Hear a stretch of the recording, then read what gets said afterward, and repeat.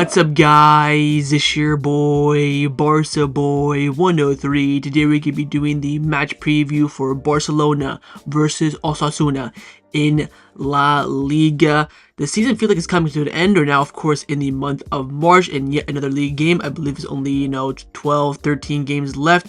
Again, it is the closest title race that I've ever experienced as a Barca fan between three teams. The point gap is very low, but right now Barcelona have the advantage and they look to extend that advantage in this game. Before we get into it, make sure you guys smash that like button down below and let's try and get to 200 likes on this video. It would be very much appreciated. And also, if you are new, make sure you subscribe down below if you haven't already, and let's get into it. Kickoff time for this match will be taking place at 9 p.m. local time, so your regular kickoff time in La Liga, and this match will be taking place at the Lluís Companys Stadium in the city of Montjuïc, the temporary, and hopefully we can get out there as soon as possible, home of Barcelona. And the referee for this match has also been confirmed as well. On the pitch it will be Mateo Busquets Ferreira, and on the VR it will be Javier Iglesias Villanueva. Let's start off by taking a look at the league table, where Barcelona are currently sat in first place in La Liga on 57 points. After playing 26 matches, we have 18 wins, 3 draws, 5 losses, 71 goals scored, by the way. Crazy. Of course, our goal difference is 40 plus 46. Last 5 games, 5 wins. Perfect. I remember, back in the trenches of December and January, we'd never have 5 wins in a row. We always had like a draw, 2 losses, and like a win or whatever it may be. But finally, 5 out of 5 in our last 5. Now you look at the title race. Atletico Madrid in second place on 56 points, and Real Madrid in third place on 54 points. They, of course, lost to Real Betis last weekend. Atletico Madrid narrowly beat Athletic Club. I think they beat them just by 1-0. So we almost had, yet again, both of the teams dropping points, but it wasn't meant to be, unfortunately. But there, of course, is now a 3-point gap on Real Madrid and just 1 point on Atletico. I have to stress very highly that, of course, next weekend it's Barcelona versus Atletico Madrid. So Barcelona must win this game, of course. In that game we can suffer a draw, we cannot suffer a loss. We have to keep that 3-point difference on Real Madrid. They'll be sitting there waiting to pounce on that Barcelona Atletico Madrid game next weekend. Hopefully they drop points in their game this weekend. If we take a look at the games this weekend, we do have firstly Getafe hosting Atletico Madrid and Real Madrid hosting Rayo Vallecano. I expect both teams here to win. Of course, last weekend, very optimistic. I said, Benito Villamarin, Madrid could drop points. Atletico Madrid at home to Athletic Club, they could drop points. These 2 games here, I expect them both to be 6 points. Now, I do want to highlight that both these 2 games will be taking place on Sunday. So Barcelona will play against Osasuna, then these 2 games will be happening on Sunday. So hopefully we can win the game, relax, and see if any of these teams do drop points. Maybe Getafe or Rayo can do us a favor, but I think it's a bit too far-fetched. So we're expecting everyone to win. I think, honestly, out of the 3, big clubs going for the league title, I think Barcelona do have the hardest game on paper, and hopefully we can capitalize on that and get the result that we need.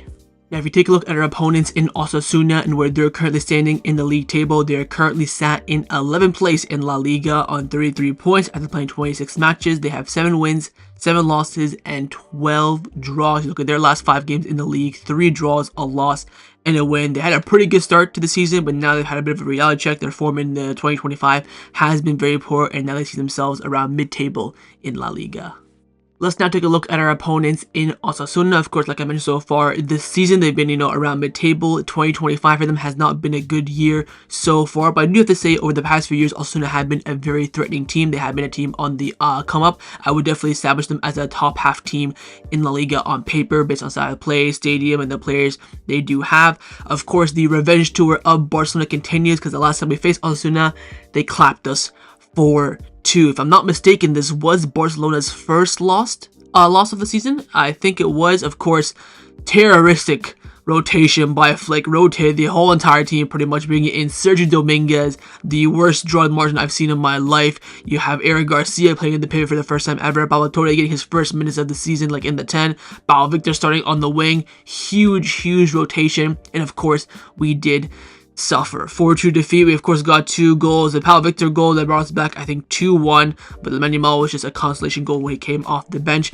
Very, very poor evening and poor match from Barcelona, but again, the rotation was the main reason for that. But you cannot ignore that we did concede 4 goals to Osasuna at the Al Sadar. I believe this game took place in October, November-ish. I don't think, maybe end of September, somewhere around there. So it was quite early in the season where we're still adapting to the high line, stuff like that. And again, the defense was just absolutely horrendous. But if you take a look at Osasuna''s last 6 matches in all competition, in their last match, they drew 3-3 with Valencia. They lost to Vigo 1-0. They drew with Real Madrid 1-1. They drew with Mallorca 1-1. They got knocked out of the cup by Real Sociedad 2-0. But they also beat Real Sociedad in the league just before that 2-1.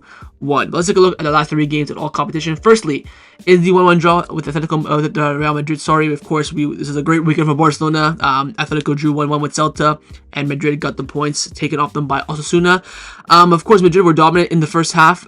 Second half, with the red card of Jude Bellingham, Osasuna grew into the game. They created a few chances. Their goal came from a clear penalty. Kamavinga with the foul, and Budimir scores it. A draw is probably the most fair result based on the run of play, but Osasuna definitely had the capabilities of nicking a result and maybe even getting more than just a point. But in the end, the points were shared in this match. Next up, 1-0 loss against Celta Vigo in a game where they were under the cosh for the majority of the game. You probably could argue that Celta Vigo deserved to at least score another 1 or maybe even 2 goals. Again, I think Sergio Herrera, the goalkeeper of Osasuna, is definitely, I would say, top 5 goalkeepers in the league. That is how good he is. Apart from, the All Blacks and the Chesney and the Courtois, I think he's in that conversation with the rest of the group. Your Unai Simon can be in there maybe. So yeah, I mean, off the top of my head, I think he's definitely top 5 goalkeepers in the league. And yeah, of course, had a great game in this match. Wasn't enough, of course, to keep a clean sheet or get any points from the game.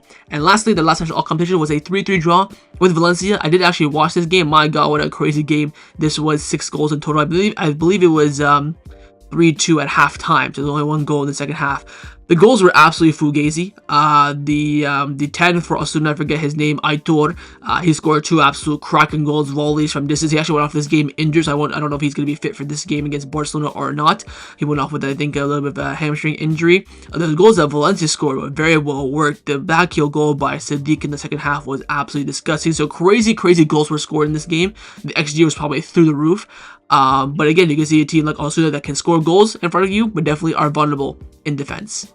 So overall, final thoughts on Osasuna. I would still say for a team like Barcelona, they're a very dangerous team. I would say the results against the topper, better teams in La Liga are quite positive this season despite their run of form. Again, they have not won a single game over the past month since the beginning of, I want to say February. They have not won a single game. I think they only have 1 draw. The rest were all losses. The 1 draw coming against, 2 draws against Valencia and Real Madrid. Their manager is Vincent Moreno, who's experienced in La Liga. He's done quite well for Osasuna after taking over the Arrasate, the legendary Osasuna manager, coming in, taking over. He's kept them at a pretty decent level. I think he's kind of a mid-coach. Of course, had that be with Messi when he's at Mallorca, was it? Back in the day. But still a decent manager in La Liga. Players to look out for, there's 2 for me. Of course, actually 3, I lied. Firstly, of course, Sergio Herrera in goal. Very, very good goalkeeper. We have to be very critical with our chances because he's a top keeper in La Liga, so I watch out for that. Brian Zaragoza, who turns into fucking prime David Villa against us every single time, whether it's Osasuna, whether it's with Granada, he just turns into prime David Villa. So, of course, he's a threat. Budimir up front, again, that target man striker is a definite threat for Barcelona, and it always has been in my lifetime. Whether it's Sorloth, Budimir, and Aki Williams, whoever it may be, the target man striker is always difficult for Barcelona to handle, and that's why we'll talk about in the lineups why a certain player should start. I think Ruben Garcia on the wing as well, very, very good player. I don't know if he'll be fit for this game. Of course, Aitor as well, good player. I don't know if he'll be fit. Caetana, decent center back as well. So again, a team that does have talent. They do have good personnel. They, of course, in the Spanish Super Cup semi-final last season. They got to the Copa del Rey final last season as well. Very, very good team. And just because they had a bit of a ropey season, but a team that has been threatening, a team that's already beaten Barcelona, but it's time now to continue our revenge tour.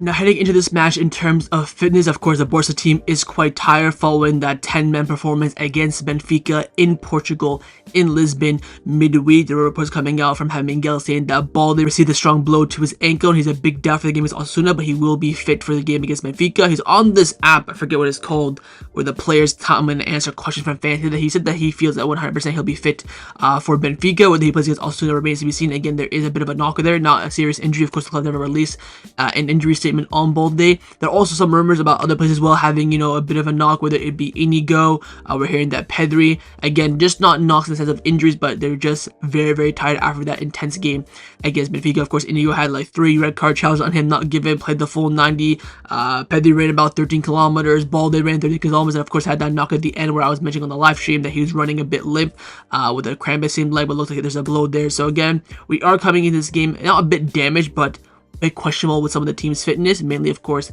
with Balde. Let's now get into the lineup prediction. We're going to start with the manager, of course, Hansi Flick. I will try my best to predict his lineup. I think it will be fairly difficult to predict, especially, of course, after the big game against Benfica. Big game against Benfica coming up next week alongside the Atletico Madrid game.